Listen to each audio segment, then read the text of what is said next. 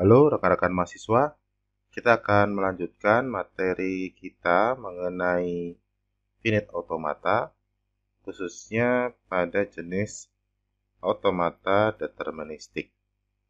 Pada materi sebelumnya, kita telah membahas dan mempelajari mengenai definisi dari finite automata dan jenis dari finite automata. Seperti yang kita sudah ketahui bersama bahwa finite automata terdiri dari dua jenis. Yang pertama kita sebut dengan deterministic finite automata atau terkadang disebut juga sebagai finite deterministic automata. Dan yang kedua adalah non-deterministic finite automata. Deterministic finite automata atau DFA atau FDA merupakan sebuah finite automata yang tidak diperkenankan memiliki null transisi dan transisinya hanya menuju ke tepat satu stata lainnya.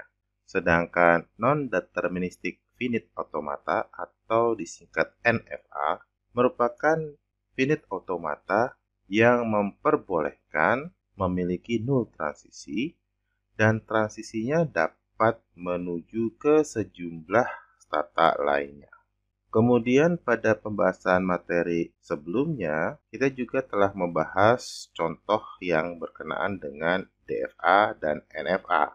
Kita juga telah mempelajari bagaimana cara menelusuri sebuah string yang kita uji terhadap mesin automata DFA untuk menentukan apakah string tersebut dapat diterima atau tidak oleh mesin automata.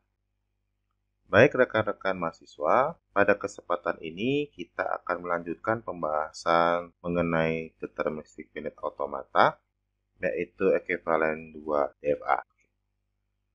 Rekan-rekan mahasiswa, yang disebut dengan ekuivalen 2 DFA adalah apabila terdapat dua buah DFA yang keduanya ini dapat menerima bahasa yang sama. Misalkan kita memiliki dua buah DFA, kita sebut saja DFA-A dan DFA-A aksen yang dapat menerima bahasa yang dibangun oleh alfabet dari simbol-simbol terminal.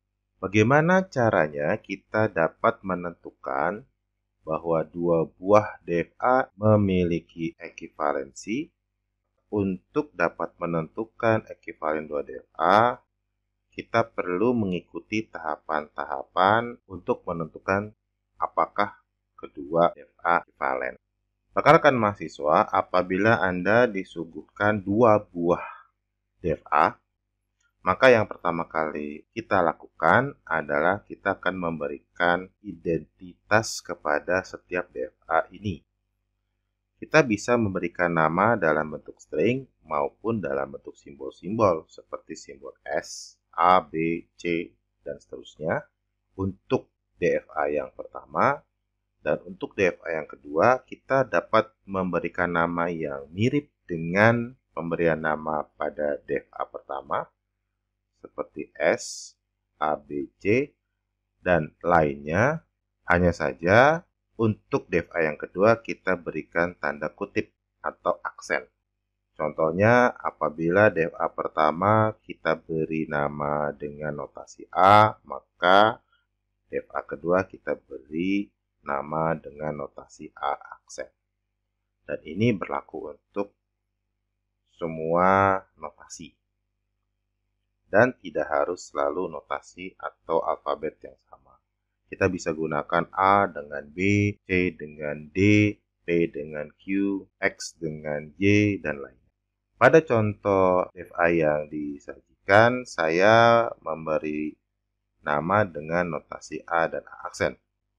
Untuk tahapan yang kedua, kita akan membuatkan sebuah tabel yang memiliki n+1 kolom yang terdiri dari kolom V dan V aksen.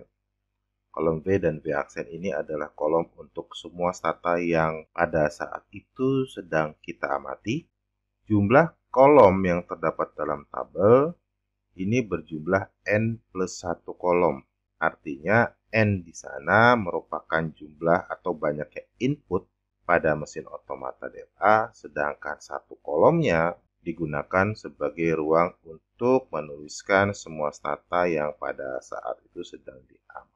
Jika kita perhatikan pada def AA dan A aksen, maka kita mengetahui bahwa kedua DFA sama-sama memiliki dua buah input, yaitu A dan B. Sehingga kita membutuhkan dua buah kolom untuk inputan A dan inputan B. Ditambah satu kolom untuk input semua stata yang pada saat itu sedang diamati. Ketika kita sudah membuatkan kolom, maka kita akan berikan header untuk setiap kolomnya. Kolom pertama kita sebut dengan V dan V aksen untuk semua stata yang sedang diamati. Kolom kedua adalah VA dan VA aksen untuk semua inputan, baik def AA dan juga def A aksen. Dan VB dan VB aksen merupakan inputan yang kedua untuk kedua def A. Yang berikutnya kita akan mulai mengisikan baris pertama pada kolom ini dengan menuliskan stata awal dari masing-masing def A. Jika kita melihat di def AA dan A aksen, maka kita mengetahui bahwa untuk def AA kita memiliki key 1 sebagai stata awal, dan untuk def AA aksen kita memiliki key 4 sebagai stata awal. Hal ini ditandai dengan adanya anak panah yang menuju ke Q1 dan Q4. Maka di awal kita akan menuliskan kedua stata awal tersebut. Selanjutnya kita akan memberikan inputan kepada setiap stata yang diamati untuk kedua def A yang akan kita bandingkan. Jadi key 1 kita akan berikan input A yang berada di def AA, dan key 4 kita akan berikan input A untuk def A yang A aksen. Dan ini akan dilakukan sama untuk setiap stata yang diamati. Baik, berikutnya kita akan mulai mengisi setiap baris dalam tabel. Yang pertama kita lihat stata yang diamati adalah key 1 dan key 4. Baik, kita akan menentukan key 1 diberikan input A, dia akan melakukan transisi ke stata mana, begitu juga untuk yang key 4 ketika diberikan input A. Pertama, key 1 diberikan input A untuk def AA, maka dia akan menuju ke dirinya sendiri, key 1. Sedangkan key 4 diberikan input A, dia akan menuju ke key 6, sehingga hasil yang kita tulis di sini sebagai transisinya atau hasil transisinya adalah key 1 dan key 6. Kemudian kita akan memberikan input yang kedua untuk key 1 dan key 4, yaitu B. Key 1 diberikan input B, maka transisinya ke key 2. Dan key 4 diberikan input B, transisinya ke key 5. Ya, kita tulis key 2 dan key 5. Oke, baik.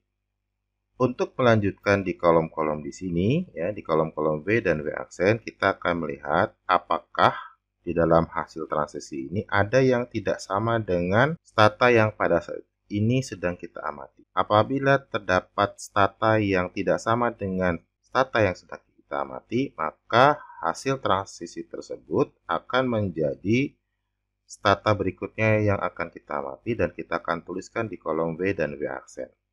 Contohnya kita lihat, untuk hasil transisi dengan input A dan B, hasilnya keduanya tidak sama dengan stata yang kita sedang amati, yaitu key 1 dan key 4. Sehingga antara key 1, key 6, juga key 2 dan key 5, salah satunya akan kita masukkan ke dalam kolom V aksen sebagai stata yang sedang diamati. Nah, saat ini karena key 1, key 6 ini merupakan pasangan stata hasil transisi pertama yang kita tuliskan, maka kita akan tuliskan key 1 dan key 6 ini sebagai stata berikutnya yang akan diamati. Sehingga kita tuliskan di kolom V dan V aksen. Karena key 1 dan key 6 sekarang sudah masuk ke dalam kolom V dan V aksen, maka key 1, key 6 yang terdapat di dalam kolom input kita tandai dengan cara memberi garis, ya, atau kita memberi asterik, bintang, atau kita memberi checklist dan lainnya, dengan tujuan agar nilai transaksi ini tidak kembali masuk ke kolom V dan V aksen.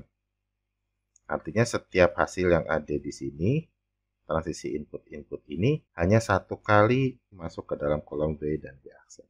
Untuk menghindari dua kali pengamatan, maka kita beri tanda. Kurang lebih seperti ini. Baik, sekarang kita akan lanjutkan. Sama seperti di Q1 dan Q4, kita akan lakukan hal yang sama di Q1 dan Q6. Kita berikan input A untuk yang pertama, hasilnya kembali ke Q1, dan Q6 diberikan input A, hasilnya ke Q4. Kita tuliskan. Kemudian Q1 diberikan input B di def AA itu hasilnya ke Q2, dan Q6 diberikan input B di def A aksen, hasilnya adalah Q5. Sehingga kita tuliskan demikian. Nah, coba Anda perhatikan rekan-rekan mahasiswa bahwa di antara transisi yang berikutnya ini ternyata ada satu pasangan yang berbeda dari yang kita tuliskan di kolom V dan V aksen, yaitu Q2 dan Q5. Sehingga berikutnya yang akan kita amati sebagai tata yang kita tulis di kolom V dan V aksen adalah pasangan transisi Q2 dan Q5. Nah, agar tidak terjadi dua kali pengamatan, maka Q2 dan Q5 kita beri tanda. Dan Anda perhatikan bahwa di sini ada satu hasil dari transisi inputnya yang sudah pernah diamati sebelumnya di kolom V dan V aksen, yaitu Q1 dan Q4. Oleh karena itu, hasil transaksi Q1 Q4 yang ada di kolom input pertama juga kita beri tanda. Kita lanjutkan sekarang Q2 dan Q5. Q2 kita beri input A di def AA. Yang pertama adalah hasilnya menuju kembali ke Q1. Sedangkan Q5 di def A aksen, kita berikan input A adalah Q6, hasilnya demikian. Sedangkan untuk yang input B, hasilnya demikian. Ya, dari kedua hasil transisi ini, yang sudah pernah diamati sebelumnya adalah Q1 dan Q6, maka ini kita tandai. Dan yang tidak sama dengan hasil yang ada di kolom V dan V aksen adalah transisi Q3 dan Q6. Sehingga ini yang akan kita jadikan tata yang akan diamati berikutnya, dan Q3 Q6 di kolom inputan B kita beri tanda supaya tidak teramati dua kali. Yang berikutnya kita lanjutkan Q3 Q6, kita akan berikan input A dan B, hasilnya adalah kurang lebih demikian. Kita lihat Q1 Q4 Q2 Q5 sudah pernah kita amati sebelumnya, artinya sudah pernah masuk ke dalam kolom V dan V aksen, sehingga dua-duanya kita beri tanda. Kalau kita perhatikan di kolom ini, di kolom input ini, atau di kolom transisi dari setiap proses input yang diberikan, sudah tidak ada lagi pasangan stata transisi yang tidak sama dengan yang kita amati di kolom V dan V aksen. Artinya sampai sini proses pengisian kolom sudah selesai. Tetapi belum kita tentukan apakah dua DFA ini ekivalen atau tidak. Untuk menentukan apakah kedua DFA ini ekivalen, maka kita akan mengikuti aturan di tahapan ke-6 dan ke-7. Coba Anda perhatikan dengan seksama. Untuk tahapan yang ke-6, jika selama proses yang kita lakukan dihasilkan sebuah nilai pada kolom V dan V aksen, artinya stata yang kita amati, di mana komponen V, artinya stata yang diamati di def A yang pertama, merupakan stata penerima, sedangkan komponen V aksen, artinya stata yang sedang diamati di def A yang kedua, bukan merupakan stata penerima, atau sebaliknya, artinya bisa saja V-nya bukan stata penerima, tetapi V aksennya stata penerima. Demikian, maka kedua DFA tersebut tidak ekivalen dan proses dihentikan. Artinya kita tidak perlu melanjutkan untuk mengisikan tabel.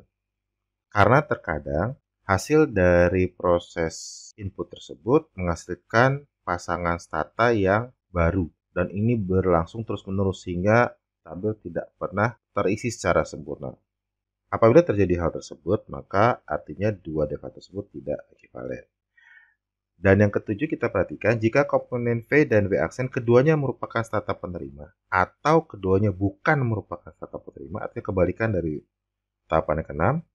Dan satu lagi, tidak ada lagi pasangan terurut baru yang harus ditempatkan pada kolom V dan V aksen, maka proses dihentikan dan kedua DFA tersebut ekivalen. Nah, kita kembali ke hasil di dalam tabel tersebut. Oke, kita perhatikan bahwa stata terakhir yang kita amati di kolom V dan V aksen adalah Q3 dan Q6. Ya, nah, kita akan kembali lihat ke DFAA. Q3 merupakan stata penerima ya, dengan 2 garis tepi, sedangkan Q6 adalah bukan stata penerima karena di sini tandai dengan 1 garis tepi. Artinya antara Q3 dan Q6 salah satunya bukan merupakan stata penerima. Karena salah satu saja yang merupakan stata penerima di antara kedua stata ini yang sedang kita amati ini, maka kesimpulannya bahwa kedua DFA ini tidak ekivalen. Ya, jadi ini adalah contoh dari di mana kedua DFA tidak ekivalen. Nah, kita lihat contoh yang lain, rekan-rekan. Kita memiliki dua buah DFA, demikian DFA dengan DFA aksen. Kemudian kita akan cek apakah kedua DFA ini adalah ekivalen atau tidak berdasarkan algoritma atau tahapan-tahapan tadi. Nah, ini adalah hasilnya. Kita akan memberi nama, ya. Oke, sudah kita beri nama, kemudian kita akan buat kolom. Karena ada 2 input di setiap DFA, maka kolomnya ada 3. Untuk kolom stata yang sedang diamati, untuk kolom input pertama itu A, dan untuk kedua adalah input B, kolom yang kedua, atau kolom yang ketiga. Kemudian kita akan beri nama setiap kolomnya untuk memudahkan proses transisinya. Kemudian kita tuliskan stata awal yang akan kita amati, oke, yaitu 1 dan 4. Ya, dan hasilnya adalah demikian. Ketika diberikan input A dan ketika diberikan input B adalah demikian. Dan kita perhatikan bahwa 1,4 atau stata 1,4 ini sudah pernah diamati, artinya kita coret, ya, kita bisa tandai. Dan yang stata 2,5 ini atau 2 dan 5 ini belum pernah diamati karena tidak sama hasilnya dengan yang ada di kolom B dan B aksen. Maka oleh karena itu kita akan tambahkan 1 baris dan stata 25 kita akan tuliskan di kolom B dan B aksen. Kemudian kita lakukan operasi input A dan input B. Ya, hasilnya adalah demikian. Ya. Oh ya, kita tandai dulu ya 2,5-nya karena sudah masuk ke dalam kolom B dan B aksen. Ini kita tandai dulu supaya tidak teramati 2 kali. Kemudian di baris berikutnya kita lihat hasil untuk input A adalah 36 ya, dan untuk hasil proses di input B adalah 1,4. Nah, artinya 1,4 sudah pernah kita amati. Kita coret dulu, kita tandai. Kemudian kita akan tambahkan 1 baris untuk memasukkan 36 ini ke dalam kolom B dan B aksen karena tidak sama isinya dengan yang ada di sini. Kita masukkan dan ini kita tandai, kita coret. Yang berikutnya untuk stata 36 hasilnya adalah demikian. Ya, 27 dan 36. 36 sudah pernah kita amati, kita coret. Kita tambahkan 1 baris lagi. Kenapa? Karena 27, stata 27 belum pernah kita amati, maka 27 kita akan masukkan ke dalam kolom B dan B aksen. Dan 2,7 di kolom input yang pertama kita coret, ya, kita tandai. Dan kemudian kita lakukan operasinya untuk kolom yang kedua dan ketiga sebagai hasil transisi dari 27. Kita lihat untuk input A adalah 36 dan untuk input B adalah 1,4. Dan kita lihat 36 dan 1,4 sudah pernah kita amati sebelumnya, maka ini boleh kita coret. Oke, dan kita akan lihat hasilnya terakhir. Hasil terakhir dari stata yang kita amati adalah 2,7 ya, stata 2 dan stata 7. Ya, dan kita lihat untuk stata 2 dan stata 7, 2 dan 7, kedua-duanya bukan merupakan stata penerima. Seperti yang sudah disampaikan sebelumnya, apabila kedua-duanya merupakan stata penerima atau kedua-duanya bukan stata penerima dan tidak ada lagi hasil dari transisi tersebut yang bisa kita tuliskan di sini, maka proses kita hentikan pengisian tabelnya dan kita simpulkan bahwa kedua DFA ini adalah